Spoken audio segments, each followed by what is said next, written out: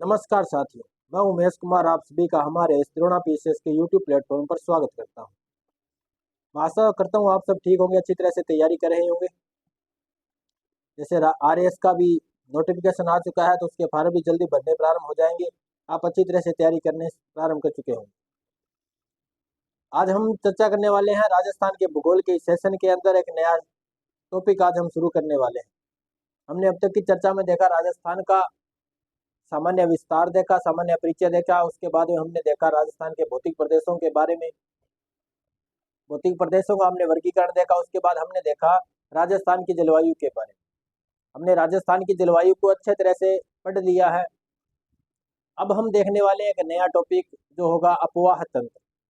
आज हम एक नया टॉपिक शुरू करने वाले हैं, अपवाह तंत्र। तो राजस्थान के इस भूगोल में, राजस्थान का भूगोल, तो राजस्थान की इस भौगोलिक यात्रा में हमने मरुस्थल देखा, पर्वत पहाड़ देखे, मैदान देखा, पठार देख लिए। यहाँ के जलवायु कैसी है वो हमने देख लिया। तो क्यों ना अब हम यहाँ की नदियों की सैर करें। आज से हम यहाँ के अपवाह तंत्र में नदियों की सैर करने वाले हैं। नदियों के बाद हम झीलों की सैर करेंगे, उसके बाद नहरों की सैर करेंगे। तो पूरा अपवाह तंत्र हम इसके अंदर पढ़ने वाले हैं। इस अपवाह तंत्र में हम क्या क्या पढ़ेंगे? हम इसके अंदर पढ़ेंगे नदी, राजस्थान में कौन कौन सी नदियां हैं, किस प्रकार से है वो देखेंगे। उसके बाद हम देखेंगे झीलें, नदियां देखेंगे, झीलें देखेंगे और राजस्थान की नहरों को देखेंगे, राजस्थान की नहरें देखेंगे। तो इस प्रकार से हम इस अपवाह तंत्र को 3 भागों में बांट करके पढ़ने वाले हैं। हम नदियां देखेंगे, नदियां कौन कौन सी नदियां हैं, झीलें किस प्रकार की है और नहरें यहाँ पे कौन कौन सी नहरें हैं, कौन कौन सा नहरों का जो प्रक्रम है उन सब के बारे में हम देखने वाले हैं।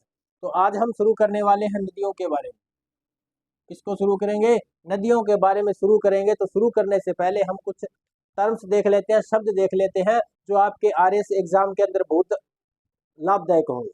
आरएस एग्जाम में पूछे जाने वाले कुछ ऐसे शब्द जो आपको मेन एग्जाम में भी लिखने के लिए आ सकते हैं, वो हम देखने वाले हैं।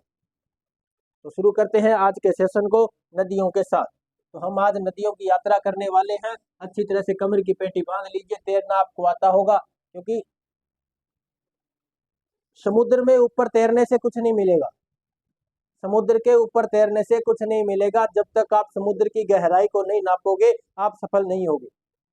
समुद्र के ऊपर तैरने से ज्यादा कुछ हासिल नहीं होने वाला। हमें समुद्र के अंदर जाना पड़ेगा, झीलों के अंदर जाएंगे, झीलें देखेंगे किस प्रकार की झीलें हैं। तो जितने आप गहराई में जाओगे उतने ज्यादा आपको फायदा होगा, आप उतने ज्यादा मोती इकट्ठे करके लाओगे। वो जो मोती है वो शब्द है, क्या है? शब्द है, वो मोती नहीं है, वो शब्द है। शब्द रूपी मोतियों को आप इकट्ठे करने वाले हो। जो शब्द आप माला, जो मोती आप जब पिरो देते हो, एक धागे में पिरोगे तो एक माला बनती है। माला यदि किसी के गले में पड़ जाएगी तो देखो किसी राजा के गले में ही माला पड़ती है। तो देखो इसी प्रकार से आप यदि इन शब्दों को इकट्ठा करोगे, इन शब्दों को आप लाइनों में पिरो करके जब आप एग्जाम में लिखोगे तो वो मोती जैसे चमकेंगे। आपके शब्द अच्छे शब्द होंगे, मोती जैसे चमकेंगे। आपकी कॉपी भी मोती जैसे चमकेगी।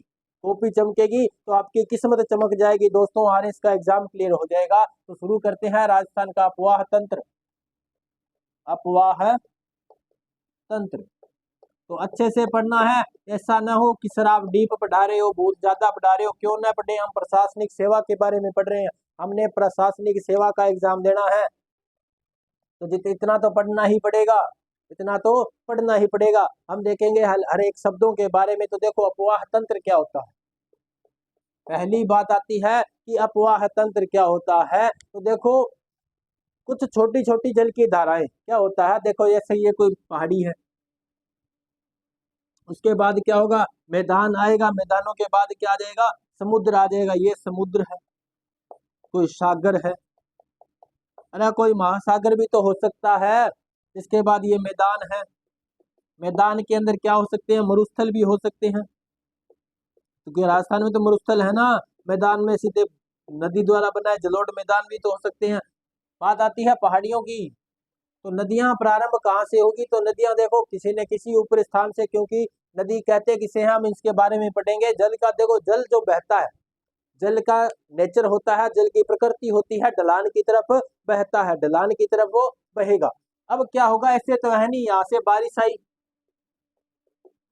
और अचानक ये बड़ी एक जल धारा में परिवर्तित हो गई। सारा जल ऐसा तो नहीं ऊपर से गिरा, यहाँ से इकट्ठा हो गया, एक जल धारा में बहने लगा। आगे जाकर के हमने देखा सीधी एक जल धारा बनी, जो जल धारा एक सीधी नदी के रूप में आई और समुद्र में गिर गई। ऐसा थोड़ी ना होता है, एक ही जगह थोड़ी ना बारिश होगी। बारिश कहाँ होती है? देखो इस पूरे भूभाग में बारिश होगी, इस पूरे पर्वतीय भूभाग में बारिश होगी। कुछ तो देखो बारिश इस तरफ भी चली जाएगी, कुछ इस तरफ होगी, इसी प्रकार से होगी। तो देखो क्या होगा, जब बारिश आएगी, बारिश जब आएगी तो जल क्या होगा, छोटी छोटी धाराओं में बहने लगेगा। सबसे पहले मैदान में कुछ धरातल भूभाग पर बहेगा, उसके बाद ये छोटी छोटी धाराओं में बहने लगता है। हम भी देखते हैं हमारे घरों में, हमारे गांव में जब बारिश आती है तो क्या होता है। ऐसा तो है नहीं वो बारिश आई एक तरफ, जैसे हमारी जो गांव में नहर बनी है, नदी बनी है, सिर्फ वहीं पर बरसा और वो नदी के रूप में आगे चला गया, ऐसा नहीं होता। वो एक बड़े भूभाग में पानी गिरता है, उसके बाद क्या होता है कि वो छोटी छोटी जल धाराएं बनती है, छोटी छोटी नालियां सी बनने लगती है। वो नालियां एक साथ एक बड़ी नाली में इकट्ठी होती है, फिर वो जाकर के एक बड़े नाले में, नाला जाकर के किसी में मिल जाएगा, नदियों में मिल जाएगा। तो कुछ इस प्रकार से होगा, यहाँ से छोटी छोटी नदियां ही अलग अलग भागों, जैसे यहाँ से एक नदी एक नाली निकली, कुछ यहाँ से इस प्रकार की जल धाराएं, छोटी छोटी जल धाराएं यहाँ से मिलती हुई क्या होगा, इस एक बड़ी जल धारा में मिल जाएगी। ये जल धारा किसी और बड़ी जल धारा में मिल जाएगी। तो ऐसी हजारों जल धाराएं एक बड़ी जल धारा में मिल जाती है। इस प्रकार की हजारों छोटी छोटी नालियां किसमें मिल, हजारों नालियां मिलकर के एक बड़ी नाली का निर्माण करती है, जिसे हम क्या कहते हैं, नदी कहते हैं। क्या कहते हैं? नदी कहते हैं। उसके बाद जो ये इसका ये जहां जहां से इसने पानी इकट्ठा किया, जहां से पानी इकट्ठा किया किसने, इस बड़ी नदी ने, जहां से पानी इकट्ठा, जहां से पहली बूंद पानी की चलना प्रारंभ हुई, जहां से पानी की पहली बूंद चलना प्रारंभ हुई और आखिरी बूंद तक, जहां तक ये नदी में या किसी बड़े सागर में जहां पर जाकर के गिरती है, वहां तक का जो क्षेत्र है वो क्या कहलाता है? अपवाह तंत्र कहलाता है। क्या कहलाएगा? अपवाह तंत्र। कहां से? बारिश की पहली बूंद से लेकर के, बारिश की जो पहली बूंद है उस बूंद से लेकर के जब वो पानी वहां से चलना प्रारंभ होता है, उस जगह से लेकर के, उस स्थान से लेकर के जब वो अंतिम विलय हो जाता है, चाहे वो किसी मैदानी भाग में ही विलय क्यों ना हो जाए, जब तक वो पानी की अंतिम बूंद या तो कहीं विलय हो जाए, या तो वो मरुस्थल के अंदर या मैदानी भूभाग के अंदर वो फैल जाए, या उसके बाद क्या हो, वो किसी बड़े सागर जलीय क्षेत्र में वो मिल ना जाए, तब तक का जो क्षेत्र है वो क्या कहलाएगा? उस नदी का वो क्या कहलाएगा? अपवाह तंत्र कहलाएगा। इसे ही कहते हैं अपवाह तंत्र। इसकी परिभाषा हम कैसे लिखेंगे कि सहायक नदियों द्वारा, सहायक नदियों एवं उसकी जो मुख्य नदियां, सहायक नदियां, सहायक नालियां होगी, इस नाली से छोटी नदी बन गई, इस ये जो नदी बड़ी नदी मिलेगी तो ये इसकी सहायक नदी हो जाएगी। बड़ी नदी ये तो है, जैसे हमने देखा ये कौन सी है बड़ी नदी, ये इसकी सहायक नदियां हैं। तो इन सहायक नदियों से क्या होगा, जो जल आएगा इन सहायक नदियों और इस मुख्य नदी द्वारा, मुख्य नदी द्वारा जो इनका जो संपूर्ण जो तंत्र है, जो सिस्टम बना हुआ है इनका, ये जो पूरा संपूर्ण जो तंत्र जो बना है, यही क्या कहलाता है? अपवाह तंत्र कहलाता है। तो हम इसकी परिभाषा भी लिख लेंगे, इसकी परिभाषा भी लिखेंगे, लेकिन उसके बाद हम देख लेते हैं नदी क्या होती है। अब बात आती है नदी की। हमने शब्द यूज में लिया नदी, क्योंकि हमने लिखा भी क्या था, अपवाह तंत्र में किसको पढ़ने वाले हैं हम? नदियों को तो देखेंगे। तो देखो नदियां, नदी कहते किसे? ये जो प्रवाहित जल की जब धारा है, ये प्रवाहित जल की धारा जब ढाल के अनुरूप बहे, कैसे बहेगी? ढाल कैसे तो है नहीं, पानी ये बारिश यहाँ पे हुई, ये पर्वत के ऊपर चढ़ने लगेगी, ऐसा नहीं होगा। जल की प्रकृति क्या होती है, वो कहां से कहां बहता है, तो ऊंचाई से ढलान की ओर बहता है, ऊंचाई से ढलान की ओर बहता है। तो जैसे ढलान की ओर बहेगा, वो एक पहले एक छोटी सी जल धारा बनेगी, वो किसी बड़ी जल धारा में मिल जाएगी। तो जब वो बहता है, यानी कि प्रवाहित जल की वह धारा जो ढाल के अनुरूप बहती है, क्या कहलाती है? नदी कहलाती है। प्रवाहित जल की वह धारा जो ढाल के अनुरूप बहती है, नदी कहलाती है। तो ये इसकी परिभाषा हो जाएगी, हम इसको लिखेंगे। तो इन दोनों शब्दों को लिख लेते हैं। सहायक नदी क्या होती है वो भी लिख लेंगे, प्रवाहित जल क्या होता है। अब बात है प्रवाहित जल, तो बारिश का, बरसात का, वर्षा का वह जल जो ढाल के अनुरूप बहने लगता है, ढाल के अनुरूप बहने लगता है, क्या कहलाता है? प्रवाहित। प्रवाहित जल धारा, धारा का मतलब क्या होता है? रेगुलर बहता रहे, धारा का मतलब क्या होता है, जब वो रेगुलर क्या हो, बहता रहे। इस प्रकार ऐसा ना हो वो आया और वो एक अकेला ही चल रहा है, ऐसे एक बूंद ऐसी थोड़ी है, एक बूंद अकेली चल रही है ऐसे थोड़ी होगा, उसके पीछे अनेकों बूंद आएगी, अनेकों बूंद आएगी। तो इसे ही हम क्या कहेंगे, प्रवाहित जल धारा कहेंगे। जल धारा का मतलब हो गया जल की बूंदे एक साथ इकट्ठी होकर के जब एक साथ चलने लगेगी, उसे तो धारा कहते हैं। ऐसे थोड़ी होगा कि ठीक है वो एक बूंद पहले यहाँ थी, यहाँ से चलकर यहाँ से कूद कर यहाँ गई, ऐसे थोड़ी होता है। जल की एक बूंद कभी नहीं चलती, जल इकट्ठा होकर के कई सारी बूंदे, कई सारी क्यों लाखों करोड़ों बूंदे जब इकट्ठी हो जाती हैं तो वो साथ में बहने लगती हैं। तो बहने के बाद उस जब वो ढाल के अनुरूप बहती है उसे हम क्या कहेंगे, धारा कहेंगे। तो वो प्रवाहित जल होगी। और प्रवाहित जल की वह धारा, प्रवाहित जल की वह धारा जो ढाल के अनुरूप बह रही है नदी कहलाएगी। और नदी और उसकी सहायक नदियों द्वारा जो तंत्र बनाया जाता है उसे क्या कहते हैं, अपवाह तंत्र कहते हैं। अपवाह तंत्र कहते हैं। तो तीनों शब्द एक साथ जुड़े हुए हैं, तीनों ही शब्द एक साथ जुड़े हुए हैं, तो इनको तीनों को एक साथ हम देख लेते हैं। हमने तीनों को अच्छी तरह से समझ लिया, आशा करता हूं आपको समझ में आ गया होगा। ये छोटा सा डायग्राम है, अच्छा तो नहीं लगा होगा, लेकिन इसको फिर भी आपको ड्रॉ तो करना पड़ेगा। ड्रॉ कर लो इसको, क्योंकि जब आप ARS का मेन एग्जाम लिखने जाओगे तो इस प्रकार से यदि आप डायग्राम बना करके वहां समझाओगे अच्छा लगेगा, कॉपी आपकी अच्छी लगेगी, आपको नंबर अच्छे मिलेंगे। जब आपकी कॉपी मोतियों सी चमकेगी तो आपकी किस्मत भी मोतियों सी चमकने लगेगी, आप भी अलग ही दिखोगे सब में। जब आपके टैग लगेगा कि ठीक है इसने RS का एग्जाम क्लियर कर लिया, तो देखो कितना बड़ा टैग है, छोटा स्टार नहीं है। आप इसको जितने स्टार दो उतने ही कम हैं। तो अच्छी तरह से तैयारी तो करनी पड़ेगी। तो आपने ये लिख लिया होगा, साथ में ड्रॉ कर लिया होगा डायग्राम। अब हम चलते हैं आगे।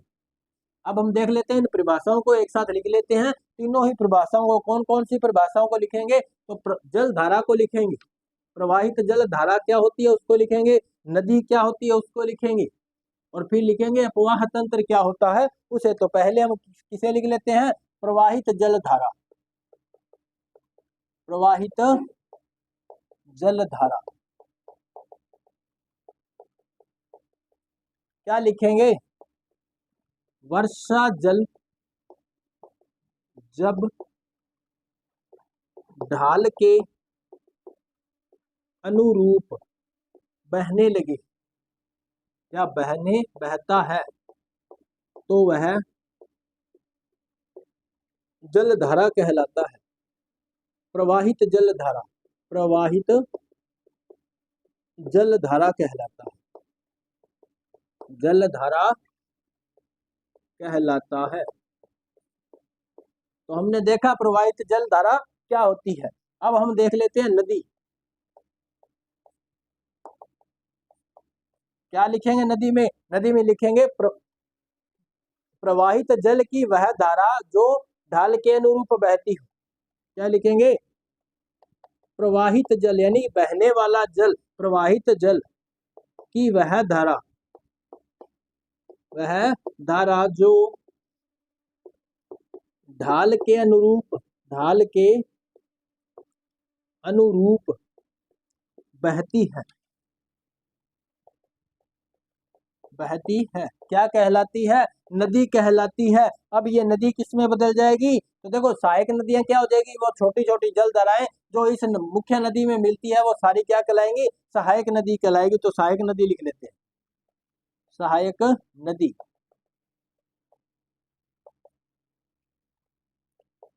छोटी छोटी जल धाराएं, जल धाराएं जब किसी मुख्य धारा में मिलती है, मिलती है, छोटी छोटी जल धाराएं जो जो किसी मुख्य जल धारा में मिलती है या मुख्य नदी में मिलती है, सहायक नदियां कहलाती है, सहायक नदियां कहलाती है।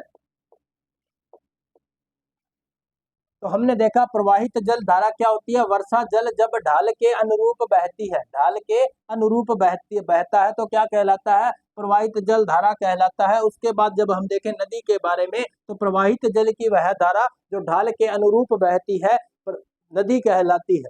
सहायक नदियां क्या होती है? छोटी छोटी जल धाराएं जो किसी मुख्य धारा में या मुख्य नदी में मिलती है, वो क्या कहलाती है? तो सहायक नदियां कहलाती है। तो हमने देखा ये शब्दों के बारे में। अब हम देखते हैं प्रवाह, ये अपवाह तंत्र क्या है। उसके बाद क्या देखेंगे? अपवाह तंत्र देखेंगे। अपवाह तंत्र क्या है? आशा करता हूँ साथ साथ लिख रहे होंगे आप, साथ साथ लिख लेना। यदि आपने अभी तक नहीं लिखा है तो इसको वीडियो को दोबारा देख लेना, तब इसको लिख लेना। अब हम देखते हैं अपवाह तंत्र।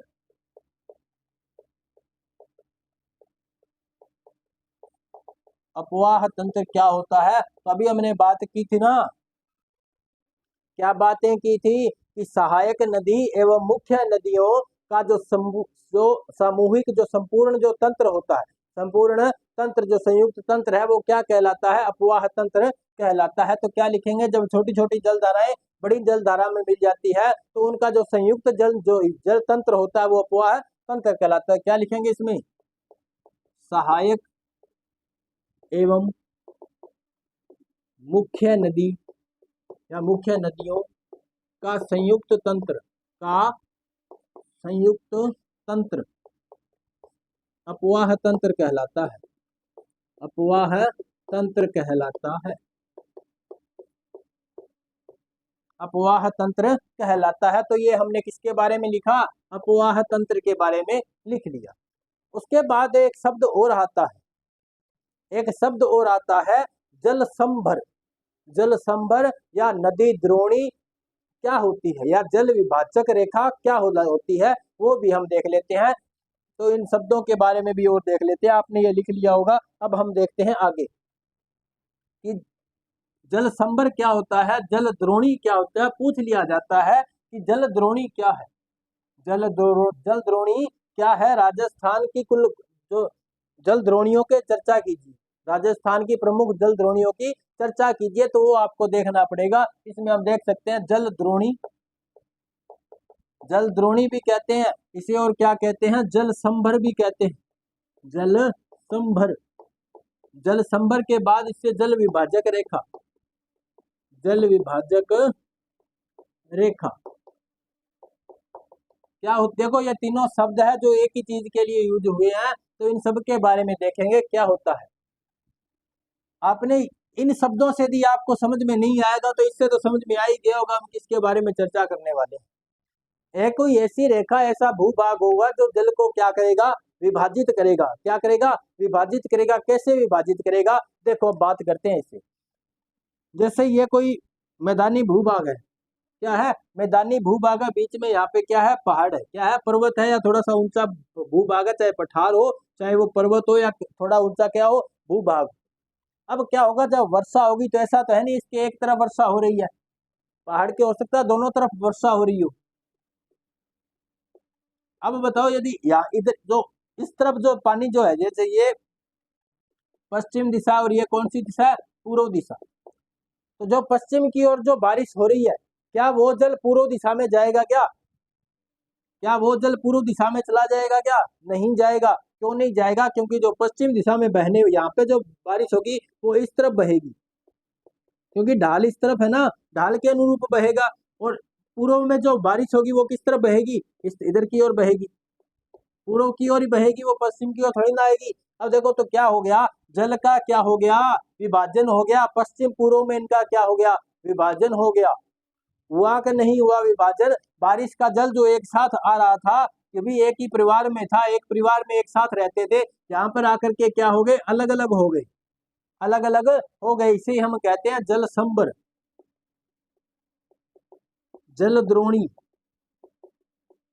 या जल विभाजक रेखा, जल विभाजक रेखा इसे ही कहेंगे जल द्रोणी, जल संभर, जल विभाजन रेखा। इस पर्वत या इस ऊंचे भूभाग को कहते हैं जो इस वर्षा के जल का क्या कर रहा है? विभाजन कर रहा है। दो विपरीत दिशाओं में इनको क्या कर रहा है? बांट रहा है। दो विपरीत दिशाओं में इनको बांट रहा है। इसे हम क्या कहते हैं? तो जल संभर, जल द्रोणी, जल विभाजक रेखा कहते हैं। तो अब बताइए कि राजस्थान में जल विभाजन का कार्य कौन करता है? तो आप सभी का जवाब यही होना चाहिए कि राजस्थान में तो जल विभाजन का काम अरावली करती है। कौन करती है? अरावली पर्वत श्रृंखला, अरावली पर्वत श्रृंखला राजस्थान में किसका विभाजन करती है? तो वर्षा के जल का विभाजन करती है। हमने अरावली के बारे में भी पढ़ा था, वो भौतिक प्रदेशों का भी विभाजन करती है, जलवायु का विभाजन करती है, तापमान का विभाजन करती है, वर्षा का विभाजन करती है और वर्षा जल का भी विभाजन करती है। जैसे यदि ये अरावली है, क्या है? अरावली है। तो अब देखो कैसे विभाजन करेगी। जो अरावली के पूर्व में जो नदियां होगी, अरावली के पूर्व में जो नदियां होगी वो बंगाल की खाड़ी में जाएगी। बंगाल की खाड़ी में जाने वाली नदियां होंगी। ये डायरेक्ट नहीं, तो देखो डायरेक्ट तो नहीं जाएंगी, लेकिन इनडायरेक्टली अप्रत्यक्ष रूप से बंगाल की खाड़ी में जाएगी। जैसे यहाँ से कुछ नदियां निकली, जैसे हमने देखी बनास नदी, बनास नदी देख ली, और कोई जैसे और नदियां हम देखेंगे, बाणगंगा नदी, बनास बाणगंगा जो बेड़च नदियां हैं, ये देखो ये बनास किसमें मिलेगी जाकर के? चंबल में। किसमें मिल रही है? चंबल में। बाणगंगा डायरेक्ट किसके अंदर मिलेगी जाकर के? यमुना में। और ये चंबल भी किसमें मिल रही है? यमुना में। ये यमुना नदी किसमें मिलेगी? तो गंगा में। गंगा नदी किसमें जाकर के मिलेगी? तो बांग्लादेश के अंदर गंगा और ब्रह्मपुत्र नदी आपस में मिल जाती है। ब्रह्मपुत्र नदी, ब्रह्मपुत्र नदी भी यहाँ पे मिल जाएगी। आगे इनका नाम हो जाएगा मेघना। तो ये मेघना के नाम से जाकर के किधर गिर जाएगी? बंगाल की खाड़ी में एक डेल्टा बनाएगी जिसका नाम है सुंदरवन डेल्टा। सुंदरवन डेल्टा विश्व का सबसे बड़ा नदी डेल्टा कौन है? सुंदरवन डेल्टा है। अब ये जल कहाँ पहुंच गया? तो बंगाल की खाड़ी में। देखो राजस्थान से चला हुआ जल, बारिश से जो राजस्थान में जल आया था, कहाँ पे जा रहा है? बंगाल की खाड़ी में जा रहा है। वो लोग कहते हैं राजस्थान में पानी नहीं है। क्यों नहीं है? देखो राजस्थान का पानी तो बंगाल की खाड़ी ले जाती है। चंबल नदी अपने साथ यमुना में लेके जाती है, यमुना गंगा में जाती है, गंगा ब्रह्मपुत्र के साथ मिलकर के मेघना नाम से कहाँ गिर जाती है? तो सुंदरवन डेल्टा बंगाल की खाड़ी में गिर जाती है, बांग्लादेश से होकर के। तो इस प्रकार से देखो ये जल एक क्या बन गया? अपवाह तंत्र नहीं बना क्या? यही तो अपवाह तंत्र होता। हमने देखा सहायक नदी, देखो बनास सहायक नदी किसकी है? चंबल नदी की। बाणगंगा सहायक नदी किसकी है? यमुना की। चंबल सहायक नदी किसकी है? यमुना की। यमुना फिर ये किसकी सहायक नदी हो जाएगी? गंगा की सहायक नदी हो जाएगी। और गंगा और ब्रह्मपुत्र आपस में मिल जाएगी, कहाँ पे गिर जाएगी? तो बंगाल की खाड़ी में गिर जाएगी। तो पानी कहाँ जा रहा है? डायरेक्ट में, इनडायरेक्ट नहीं, इनडायरेक्ट कहाँ जा रहा है? तो बंगाल की खाड़ी में ये पानी जा रहा है। जल कहाँ जा रहा है? तो बंगाल की खाड़ी में जा रहा है। यही क्या है? अपवाह तंत्र है। तो कौन सा अपवाह तंत्र बन जाएगा? देखो अरावली के पूर्व में जो नदियां हैं वो कौन सा अपवाह तंत्र बनाती है? बंगाल की खाड़ी का अपवाह तंत्र। अपवाह तंत्र यही क्या बनता है? बंगाल की खाड़ी का अपवाह तंत्र है। ये कैसा अपवाह तंत्र है? बंगाल की खाड़ी का अपवाह तंत्र कैसे हुआ? अरावली के जो पूर्व में नदियां, देखो जल विभाजक रेखा हुई कि नहीं हुई? अब देखो और देखो पश्चिम की ओर जो नदियां आएगी, अरावली के पश्चिम में नदी, जैसे हम देखेंगे लूनी नदी के बारे में। किस नदी के बारे में देखेंगे? लूनी नदी के बारे में। तो लूनी नदी देखो अरावली के पश्चिम की ओर बहते हुए किधर चली जाएगी? यहाँ से लूनी नदी आएगी, इसके अंदर कुछ और सहायक नदी आ रही है, और कुछ सहायक नदियां इसके अंदर मिलेंगी, मिलकर के ये सारी नदियां कहाँ चली जाएगी? गुजरात की ओर चली जाएगी। गुजरात में कौन सी जगह है? तो कच्छ का रण। कच्छ का रण। और कच्छ का रण में यदि बारिश ज्यादा है, पानी ज्यादा है यदि लूनी नदी के अंदर, तो ये पानी कहाँ चला जाएगा? अरब सागर में। अरब सागर में पानी चला जाएगा। तो कौन सा अपवाह तंत्र बन जाएगा? अरब सागर का अपवाह तंत्र। तो ये भी एक अपवाह तंत्र बना। यहाँ से नदियां इसके अंदर मिली, जैसे यहाँ से जोजड़ी मिल गई, खारी मिल गई, तो इस प्रकार से लीलड़ी मिल गई नदी। कोई ऐसे नदियां हैं कुछ जो इस लूनी नदी में मिलेगी। तो लूनी नदी में मिलने के बाद ये नदियां कहाँ चली जाएगी? तो कच्छ के रण में, या कच्छ के रण से कहाँ चली जाएगी? अरब सागर में। तो कुछ इस प्रकार से ये क्या बन जाती है? जल द्रोणी बनती है, जल संभर और जल विभाजक रेखा बनती है। जल विभाजक का मतलब क्या होता है? ये कोई भूमि का कुछ ऊंचा उठा हुआ भूभाग होता है जो वर्षा के जल को दो विपरीत दिशाओं में बांट देता है, विभाजित कर देता है। क्या कहलाती है? जल संभर, जल द्रोणी या जल विभाजक रेखा हम इसे कह सकते हैं। तो मैं आशा करता हूं आपको ये जानकारी समझ में आ गई होगी कि जल संभर, जल द्रोणी ये शब्द क्या है। यदि इसमें आपको 50 शब्दों पर भी लिखने को कहा जाए तो आप लिख सकते हो। लिख सकते हो कि नहीं? थम्स अप करके बताओ। तो आप इसके बारे में आशा करता हूँ लिख पाओगे। तो इसका डायग्राम बना लो, इसको स्क्रीनशॉट ले लो, या ऐसा कैसा ये आप डायग्राम अपनी कॉपी में छाप लो, छाप लो इसको, इनको छाप लो, कॉपी में छाप लो, दिमाग में छाप लो, और एग्जाम के वक्त भी कॉपी में छाप देना। उत्तर गलत नहीं होगा, आपका उत्तर गलत नहीं होगा, नंबर आपको पूरे के पूरे मिलेंगे। तो इस प्रकार से हमने देखा जल द्रोणी, जल संभर, जल विभाजक रेखा के बारे में। यहाँ हमने अपवाह तंत्र को भी देख लिया। राजस्थान में कितने अपवाह तंत्र मिलेंगे? 2 अपवाह तंत्र मिलेंगे। कौन कौन से? एक तो बंगाल की खाड़ी का अपवाह तंत्र देखेंगे, दूसरा कौन सा देखेंगे? अरब सागर का अपवाह तंत्र। इसके बाद में कुछ ऐसी नदियां भी है जो ना तो अरब सागर में जाती है ना बंगाल की खाड़ी में जाती है, इधर ही रास्ते में रह जाती है, क्योंकि इधर क्या है? तो रेगिस्तान है, रेगिस्तान है, मरुस्थल है। तो मरुस्थली भूमि के अंदर ये क्या हो जाता है? यहाँ पे इकट्ठा पानी यहीं पे रह जाता है, मरुस्थल के अंदर ही पानी सोख लिया जाता है, उसके बाद ये पानी आगे नहीं जा पाता। तो हम देखेंगे आंतरिक अपवाह तंत्र। ये कैसा अपवाह तंत्र हो जाएगा? आंतरिक अपवाह तंत्र, जो किसी सागरीय क्षेत्र में नहीं जाता, इसी मैदानी भूभाग में क्या हो जाता है? विलुप्त हो जाती है। कुछ नदियां ऐसी होंगी जो विलुप्त हो जाएंगी इसी मैदानी भूभाग में, तो वो आगे नहीं जा पाएगी, इसीलिए हम उसको किस अपवाह तंत्र में पढ़ेंगे?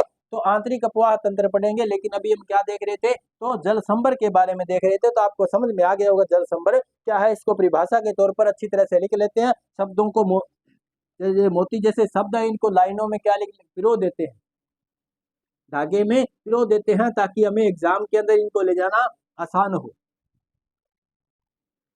तो जल संभर क्या है? जल संभर तो देखो, भूमि का उठा हुआ वह भूभाग जो वर्षा जल को 2 विपरीत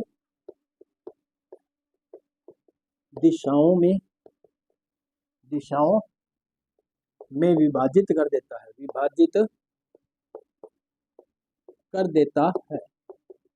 क्या कहलाता है? तो जल द्रोणी, जल संभर या जल विभाजक रेखा वो कहलाता है। राजस्थान के अंदर जल द्रोणी की बात करें तो इसका उदाहरण लिख लो आप साथ में। उदाहरण कौन सा हो जाएगा? एक तो अरावली पर्वत, और दूसरा कौन हो जाएगा? बोराट का पठार। बोराट का पठार कहाँ है? ये तो आपको पता होगा। इसका जवाब आपको कमेंट बॉक्स में देना है कि ये बोराट का पठार कहाँ पर है। इसका जवाब आपको कमेंट बॉक्स में देना है, बोराट का पठार कहाँ पे है। अपने इसके बारे में अच्छी तरह डिटेल से चर्चा की थी जब राजस्थान के भौतिक प्रदेशों को पढ़ रहे थे। तो इसका जवाब आपको कमेंट बॉक्स में देना है, बोराट का पठार कहाँ पर है। तो ये है जल द्रोणी। राजस्थान में जो जल द्रोणी है वो 2 भागों में विभाजित है। कौन कौन से में है? एक तो बंगाल की खाड़ी की तरफ जाती है, दूसरी अरब सागर की ओर। और राजस्थान में जल द्रोणी कौन कौन सी है? तो अरावली पर्वत श्रृंखला भी जल द्रोणी का उदाहरण है, बोराट का पठार भी किसका उदाहरण है? जल संभर का उदाहरण है। तो ये भी मैं आशा करता हूँ आपने लिख लिया होगा। अब चलते हैं आगे, कुछ विभाजन हम देखने वाले हैं। नदियों का विभाजन देखेंगे, कहाँ कहाँ से किस प्रकार से नदियों का विभाजन है, राजस्थान में जो नदियां कहाँ कहाँ से आती है वो भी हम देखने वाले हैं। तो इसको आपने लिख लिया होगा। अब देखते हैं राजस्थान के अंदर जो नदियों का जो स्रोत है, नदियों का स्रोत कौन कौन सा है, कहाँ कहाँ से राजस्थान में जल आता है, नदियां आती हैं। तो नदियों का जो स्रोत है वो हम देखने वाले हैं। तो इसको हम 3 भागों में देखेंगे। कितने भागों में? 3 स्रोतों के बारे में हम देखने वाले हैं। तो एक फ्लो चार्ट बना लेते हैं तीनों को अलग अलग से। पहला हम देखने वाले हैं हिमालय पर्वत। हिमालय पर्वत, राजस्थान में हिमालय पर्वत से भी क्या आता है? जल आता है। देखेंगे किस रूप में आता है। दूसरा है अरावली। कौन है? अरावली पर्वत। अरावली के पर्वत के बाद एक पर्वत और, विंध्याचल पर्वत। विंध्याचल पर्वत, आप कहोगे विंध्याचल पर्वत से किस प्रकार से राजस्थान में वर्षा जल आता है? तो देखेंगे ना, यही तो बात कर रहे हैं अपने, यही तो समझने के लिए आज यहाँ पर हम पहुंचे। द्रोणापीश के आप आए हो तो आपको इतना तो आपका मनोहार करना ही पड़ेगा। देखो हिमालय पर्वत में अपने सबसे जो अंतिम जो श्रृंखला है, जो सबसे दक्षिणी श्रृंखला है, कौन सी है? शिवालिक। कौन सी श्रृंखला है? शिवालिक हिमालय। आप भारतीय भूगोल के सेशन को अच्छी तरह से देखो। हमारे YouTube प्लेटफॉर्म पर भारतीय भूगोल का भी सेशन पैरेलल चल रहा है। वहीं वहां पर मैं आपको भारत का भूगोल पर करवा रहा हूँ, उसमें आप देख सकते हो, तो वो भी आप वहाँ पे देखो। उसमें हमने भारत के विभाजन को शुरू कर रखा। भारत का विभाजन नहीं, भारत का भौतिक विभाजन। हम अपने भारत के भौगोलिक वर्गीकरण के बारे में वहाँ पे देख रहे हैं, तो आप उसको देख सकते हैं। तो जो शिवालिक हिमालय है, शिवालिक हिमालय से एक नदी का उद्गम होता है। कौन सी नदी? घग्गर नदी। तो आपको पता होगा राजस्थान में घग्गर नदी आती है कि नहीं आती? तो राजस्थान में घग्गर नदी आती है। राजस्थान में घग्गर नदी आती है। घग्गर नदी राजस्थान में कहाँ कहाँ? देखो, राजस्थान में गंगानगर और हनुमानगढ़ जिले, हनुमानगढ़ गंगानगर में बहती हुई पाकिस्तान की ओर चली जाती है, पाकिस्तान की ओर चली जाती है। तो ये जो नदी है कहाँ पर आती है? तो राजस्थान में पहुंचती है। कौन से अपवाह तंत्र का हिस्सा बनती है? तो आंतरिक अपवाह तंत्र का, आंतरिक अपवाह तंत्र का हिस्सा बनती है।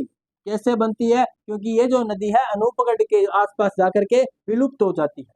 श्री गंगानगर का अनूपगढ़ जिला, जहां पर ये जाके विलुप्त हो जाती है। कई बार ऐसा हो जाता है कि ये नदी पाकिस्तान तक चली जाती है, लेकिन पाकिस्तान में भी एक जगह फोर्ट अब्बास, फोर्ट अब्बास, इस फोर्ट अब्बास से आगे ये नदी कभी भी नहीं गई। आज तक इस नदी का रिकॉर्ड रहा है कि फोर्ट अब्बास के आगे ये कभी नहीं गई, यहीं पर जाके ये विलुप्त हो जाती है। बहुत सी बार तो ऐसा होता है ये पाकिस्तान के अंदर प्रवेश ही नहीं कर पाती, पाकिस्तान में प्रवेश ही नहीं कर पाती। तो ये राजस्थान के अनूपगढ़ जिले के, जो नया जिला बना है अनूपगढ़, उस अनूपगढ़ जिले के अंदर ये आकर क्या हो जाती है? विलुप्त हो जाती है। तो इस प्रकार से हमने क्या देखा? हिमालय पर्वत का जो राजस्थान में जो नदी का जो स्रोत है, जल का स्रोत, एक हिमालय पर्वत किस रूप में है? घग्गर नदी के रूप में है। किस रूप में है? तो घग्गर नदी के रूप में। अब देखेंगे अरावली पर्वत के रूप में। तो अरावली के रूप में देखो, राजस्थान की जो लगभग नदियां हैं कहाँ से निकलेगी? अरावली पर्वत से निकलने वाली है। हम दो बड़ी नदियों के बारे में देखें तो लूणी नदी और दूसरी कौन? बनास नदी। इसके बारे में और देखें तो बाणगंगा नदी, बाणगंगा नदी वो भी कहाँ से निकलती है? तो इसी अरावली पर्वत से निकलने वाली ये नदियां, अरावली पर्वत से निकलने वाली ये कुछ मुख्य नदियां। इसके बाद कुछ और इनकी सहायक नदियां हैं। जब हम इन नदियों के बारे में अलग अलग पढ़ेंगे तो उसमें देखेंगे कौन कौन सी नदियां हैं। तो राजस्थान के अंदर जो ये अरावली पर्वत माला से जो नदियां निकलती है कौन कौन सी है? लूणी नदी, बनास नदी और बाणगंगा नदी है। ये जो नदियां हैं ये दो अलग अलग अपवाह तंत्र के, जैसे बनास और बाणगंगा नदी किसके अपवाह तंत्र का हिस्सा हो जाएगी? तो बंगाल की खाड़ी के अपवाह तंत्र का हिस्सा। और लूणी नदी जो किस अपवाह तंत्र का हिस्सा बन जाएगी? तो अरब सागर के अपवाह तंत्र का ये हिस्सा बन जाएगी। तो इस प्रकार से हमने इसके बारे में देख लिया। अब देखते हैं विंध्याचल पर्वत से कौन कौन सी नदियां राजस्थान में आती है। देखो, विंध्याचल पर्वत से राजस्थान के अंदर दो नदियां आती है। आप कहोगे सर कौन कौन सी आती है? तो चंबल नदी, चंबल नदी, चंबल नदी और कौन सी आती है? माही नदी। ये जो चंबल और जो माही नदी है कौन से पर्वतों से निकल के आती है? तो विंध्याचल पर्वत से निकल के आती है। चंबल नदी, आपने एक नाम सुना होगा, जाना पाव की पहाड़ी, जाना पाव की पहाड़ी। जाना पाओगे कभी वहां, जाना पाओगे कभी वहां, वो पहाड़ी जाना पाओ की पहाड़ी, यहाँ से कौन सी नदी निकलती है? तो चंबल नदी निकलती है। तो इस प्रकार से ये जो नदियां जाना पाओ की पहाड़ियां कहाँ पे है? तो इन्हीं विंध्याचल पर्वत में, यहाँ से ये नदियां निकलती है। तो कहाँ चली जाती है? राजस्थान में चली आती है, राजस्थान में चली आती है। ये दोनों अलग अलग अपवाह तंत्र का हिस्सा बनती है। माही नदी बनती है अरब सागर के अपवाह तंत्र का हिस्सा, अरब सागरीय अपवाह तंत्र का हिस्सा। और चंबल नदी बनती है बंगाल की खाड़ी का हिस्सा, बंगाल की खाड़ी का अपवाह तंत्र का हिस्सा बनती है। माही नदी अरब सागर की ओर यानी कि कच्छ के रण की ओर चली जाती है, कच्छ के रण की ओर। हम देखते हैं एशिया महाद्वीप की, एशिया महाद्वीप की क्यों कहें? विश्व की एकमात्र नदी जो कर्क रेखा को 2 बार काटती है, विश्व की एकमात्र नदी जो कर्क रेखा को 2 बार काटती है, कौन है? माही नदी। माही नदी कर्क रेखा को 2 बार काटती है। माही नदी कर्क रेखा को कितने बार काटती है? 2 बार काटती है। तो ये भी आपको, ये फैक्ट आपको याद रहना चाहिए। विश्व की एकमात्र नदी जो कर्क रेखा को 2 बार काटती है, कौन सी नदी है? वो माही नदी है। देखो, इस प्रकार से आती है ना, ये राजस्थान का दक्षिणी हिस्सा, यहाँ से ये नदी आ रही है इस प्रकार से, और यहीं से अपनी कर्क रेखा जा रही है। डूंगरपुर बांसवाड़ा, यहाँ से ये नदी बहती वापस इधर मध्य प्रदेश से चलती है, गुजरात की तरफ वापस आगे चली जाती है। राजस्थान में दक्षिण से प्रवेश करने वाली और दक्षिण से ही वापस राजस्थान से बाहर जाने वाली भी एकमात्र नदी है। तो ये देखो हमने बात की किसके बारे में, राजस्थान में जो जल का स्रोत है, राजस्थान में जल का स्रोत कौन कौन सा है उसके बारे में हमने देखा। अब हम देख लेते हैं राजस्थान का जो अपवाह तंत्र है वो कौन कौन सा है। राजस्थान की नदियां को हम क्या देख लेते हैं, विभाजन देख लेते हैं, किस प्रकार से देखेंगे तो अपवाह तंत्र के रूप में देखें। तो आशा करता हूं ये भी आपने लिख लिया होगा साथ साथ में। राजस्थान में जल का स्रोत कौन सा है, नदियों का स्रोत कौन कौन सा है, हिमालय पर्वत, अरावली पर्वत और विंध्याचल पर्वत, इन तीनों के बारे में आपने देख लिया होगा। हम चलते हैं आगे, अब देखेंगे अपवाह तंत्र का वर्गीकरण। अपवाह तंत्र का हम वर्गीकरण देखने वाले हैं, साथ साथ लिख लिया करो वरना स्क्रीनशॉट ले लिया करो। यदि ऐसा नहीं कर पाते हो, सुन रहे हो एक बार, तो दोबारा जब वीडियो देखो तो साथ साथ लिख लिया करो। अब राजस्थान का जो अपवाह तंत्र है हम उसको भी 3 भागों में बांट करके पढ़ेंगे। कितने भागों में बांट कर पढ़ेंगे, 3 भागों में, 3 भागों में बांटेंगे। कौन कौन सा बांटेंगे, एक होगा आंतरिक अपवाह तंत्र। अरे कौन सा अपवाह तंत्र, आंतरिक अपवाह तंत्र। दूसरा अरब सागरीय अपवाह तंत्र, अरब सागरीय अपवाह तंत्र। तो तीसरा कौन सा होगा, तो बंगाल की खाड़ी का अपवाह तंत्र, बंगाल की खाड़ी का अपवाह तंत्र। इन शब्दों के बारे में तो पता चल ही हो गया होगा, हमने पहले भी बात कर ली है।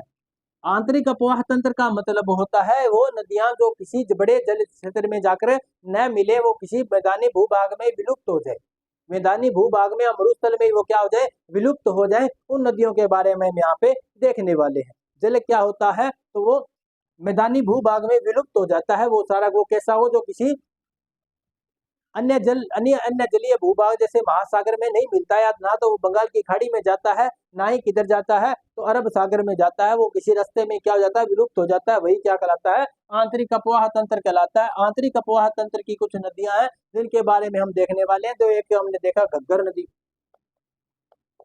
घग्गर नदी, कांतली नदी, घग्गर नदी, कांतली नदी, काकनेय नदी, कांतली नदी। उसके बाद हम देखते हैं जैसे काली सिंध नदी, काली सिंध नदी, बाणगंगा नदी, बाणगंगा नदी। देखो ये बाणगंगा नदी है जो पहले क्या हुआ करती थी, बंगाल की खाड़ी का हिस्सा हुआ करती थी, लेकिन वर्तमान में भरतपुर के आसपास ये नदी क्या हो जाती है, विलुप्त हो जाती है। भरतपुर के आसपास ये नदी विलुप्त हो जाती है, उसके आगे ये नदी नहीं जा पाती, इसलिए हम इसको किस में देखेंगे, आंतरिक अपवाह तंत्र में देखने वाले हैं। उसके बाद में और जैसे परवन नदी, कौन सी नदी, परवन नदी, और इसके अंदर और भी बहुत नदियां, हम उसके बारे में डिटेल से चर्चा करने वाले हैं।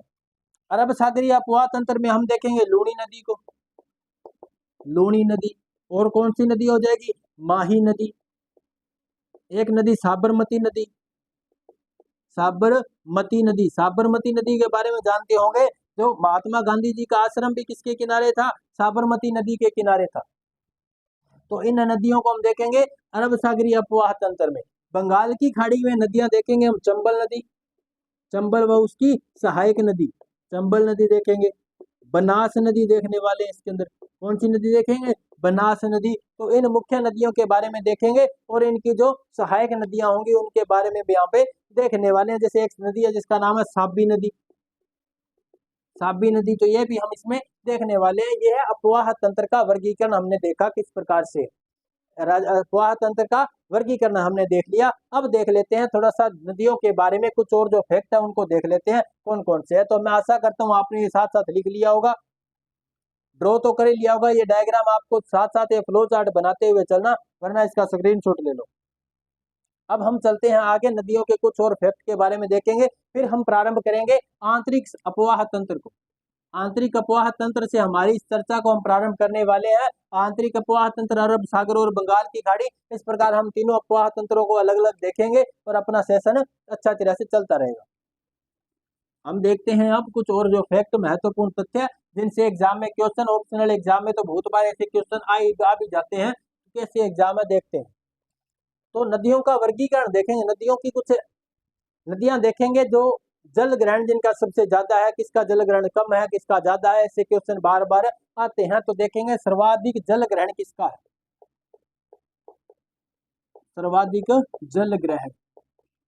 जल ग्रहण का मतलब जो जहां से ज्यादा जल ग्रहण करती है, इसका जल ग्रहण क्षेत्र जितना ज्यादा होगा, जितना विस्तृत होगा, बड़े क्षेत्रफल में जिसका जहां से वो जल इकट्ठा करती है, वो क्या होगा, उसका जल ग्रहण क्षेत्र होता है।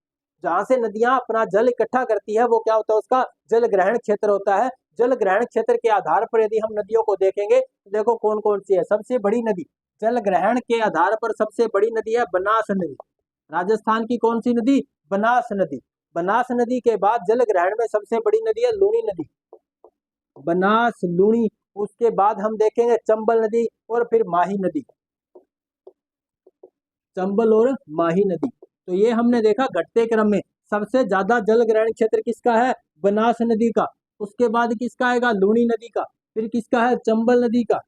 और सबसे कम और इससे कम किसका हो जाएगा, तो माही नदी का। तो इसमें क्रम मिलाने वाले क्वेश्चन आ जाते हैं कि राजस्थान में सर्वाधिक जल ग्रहण क्षेत्र के आधार पर, या राजस्थान में जल ग्रहण के आधार पर नदियों को अवरोही क्रम या आरोही क्रम में व्यवस्थित कीजिए। तो ऐसे क्वेश्चन आपको ऑप्शनल एग्जाम में देखने को मिल सकते हैं। तो ऐसे देखो, क्योंकि अभी नजदीक है सीईटी का एग्जाम, सीईटी का एग्जाम बहुत नजदीक है, और आरएस प्री के एग्जाम में भी ऐसे क्वेश्चन आपको देखने को मिल सकते हैं। तो अच्छी तरह से इनको देख लेना।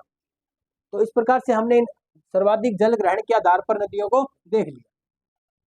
तो इस प्रकार से आज हमने चर्चा किसकी की, तो नदियों के बारे में। अफवाह तंत्र को हमने प्रारंभ किया, अफवाह तंत्र का थोड़ा परिचय हमने आज देख लिया है। कल से हम प्रारंभ करेंगे अफवाह तंत्र को आगे डिटेल से पढ़ना। हम कल हमारा जो सेशन प्रारंभ होगा वो आंतरिक अफवाह तंत्र से और नदियों के बारे में हम डिटेल से पढ़ते हुए चलेंगे। तो आज के लिए इतना ही। कैसी लगी ये क्लास आप हमें कमेंट में बता सकते हैं। अच्छी लगे तो लाइक कर देना, अपने साथियों को कंटेंट भेज देना, शेयर कर देना। यदि आपने हमारे चैनल को अभी तक सब्सक्राइब नहीं किया तो हमारे यूट्यूब प्लेटफॉर्म द्रोणा पीसीएस को सब्सक्राइब कर लीजिए और बेल आइकन को प्रेस कर लीजिए, ताकि आने वाली क्लासों के नोटिफिकेशन आपको मिल सके। धन्यवाद।